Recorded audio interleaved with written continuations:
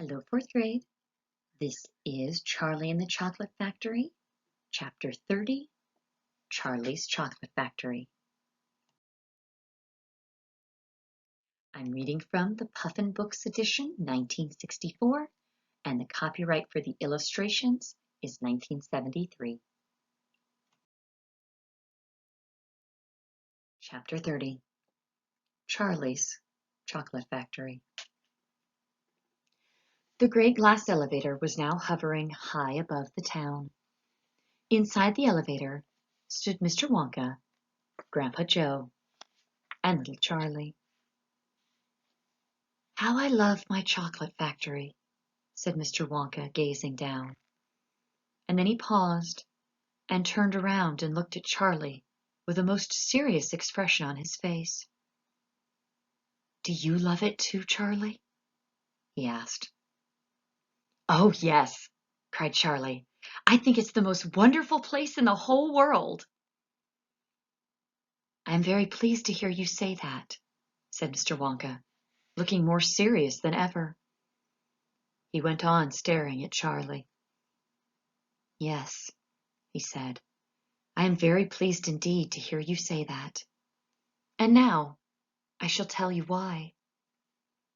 Mr. Wonka cocked his head to one side, and all at once the tiny twinkling wrinkles of a smile appeared around the corners of his eyes, and he said, "You see, my dear boy, I have decided to make you a present of the whole place.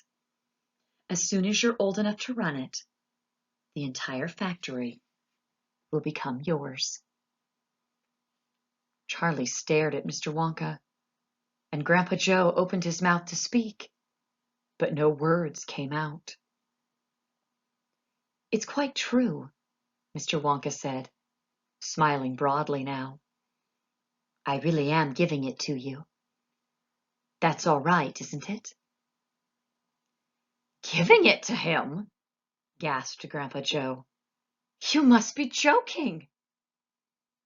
"I'm not joking, sir. I'm deadly serious."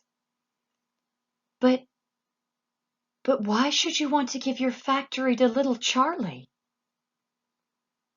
"Listen," Mr. Wonka said. "I'm an old man. I'm much older than you think. I can't go on forever. I've got no children of my own, no family at all. So who's going to run the factory when I get too old to do it myself? Someone's got to keep it going, if only for the sake of the Oompa Loompas. Mind you, there are thousands of clever men who would give anything for the chance to come in and take over from me. But I don't want that sort of person. I don't want a grown-up person at all. A grown-up won't listen to me. He won't learn. He'll try to do things his own way and not mine. So I have to have a child. I want a good, sensible, loving child. One to whom I can tell all my most precious candy-making secrets while I am still alive." "So that's why you sent out the golden tickets," cried Charlie. "Exactly," said Mr. Wonka. "I decided to invite 5 children to the factory, and the one that I liked best at the end of the day would be the winner." "But Mr. Wonka," stammered Grandpa Joe, "do you really and truly mean that you are giving the whole of this enormous factory to little Charlie? After all—" "There's no time for arguments," cried Mr. Wonka. "We must go at once and fetch the rest of the family. Charlie's father and his mother and anyone else that's about. They can live in the factory from now on. They can all help run it until Charlie is old enough to do it by himself. Where do you live, Charlie?" Charlie peered down through the glass elevator at the snow-covered houses that lay below. "It's over there," he said, pointing. "It's the little cottage right on the edge of town. The tiny little one." "I see it," cried Mr. Wonka. and he pressed some more buttons, and the elevator shot down toward Charlie's house. "I'm afraid my mother won't come with us," Charlie said sadly. "Why ever not?" "Because she won't leave Grandma Josephine and Grandma Georgina and Grandpa George." "But they must come too." "They can't," Charlie said. "They're very old, and they haven't been out of bed for 20 years. "Then we'll take the bed along as well, with them in it," said Mr. Wonka. "There's plenty of room in this elevator for a bed." "You couldn't get the bed out of the house," said Grandpa Joe. "It won't go through the door." "You mustn't despair," cried Mr. Wonka. "Nothing is impossible. You watch." The elevator was now hovering over the roof to the Buckets' little house. "What are you going to do?" cried Charlie. "I'm going to go right on in and fetch them," said Mr. Wonka. "How?" asked Grandpa Joe. "Through the roof," said Mr. Wonka, pressing another button. "No!" shouted Charlie. "Stop!" shouted Grandpa Joe. Crash went the elevator, right down through the roof of the house into the old people's bedroom. Showers of dust and broken tiles and bits of wood and cockroaches and spiders and bricks and cement went raining down onto the 3 old ones who were lying in the bed, and each of them thought the end of the world had come. Grandma Georgina fainted. Grandma Josephine dropped her false teeth. Grandpa George put his head under the blanket, and Mr. and Mrs. Bucket came rushing in from the next room. "Save us!" cried Grandma Josephine. "Calm yourself, my darling wife," said Grandpa Joe, stepping out of the elevator. "It's only us." "Mother!" cried Charlie, rushing into Mrs. Bucket's arms. "Mother, Mother, listen to what's happened. We're all going back to live in Mr. Wonka's factory, and we're going to help him run it, and he's given it all to me.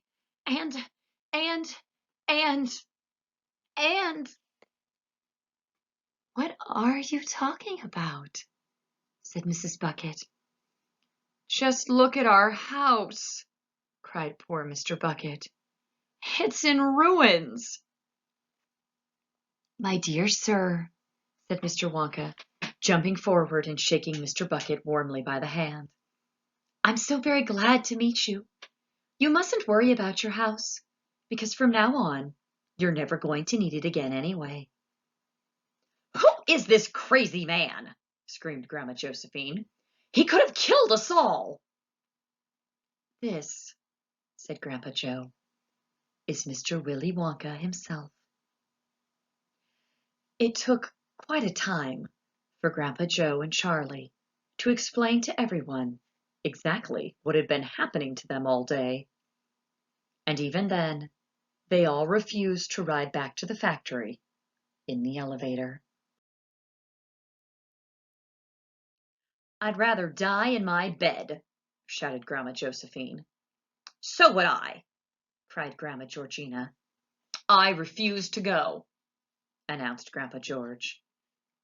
So Mr. Wonka and Grandpa Joe and Charlie, taking no notice of their screams, simply pushed the bed into the elevator, and they pushed Mr. and Mrs. Bucket in after it, and then they themselves got in.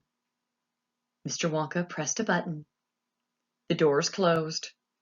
Grandma Georgina screamed, and the elevator rose up off the floor and shot straight through the hole in the roof and out into the open sky.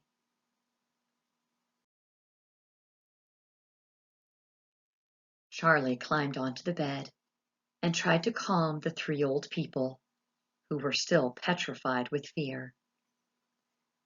"Please don't be frightened," he said. "It's quite safe, and we're going to the most marvelous place in the world." "Charlie's right," said Grandpa Joe. there be anything to eat when we get there?" asked Grandma Josephine. "I'm starving. The whole family is starving." "Anything to eat?" cried Charlie, laughing. "Oh, you just wait and see."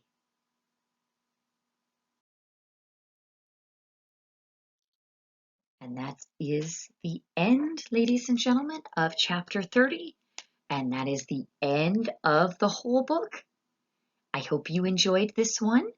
And then we'll be working on your reading project. I'll talk to you soon. Bye.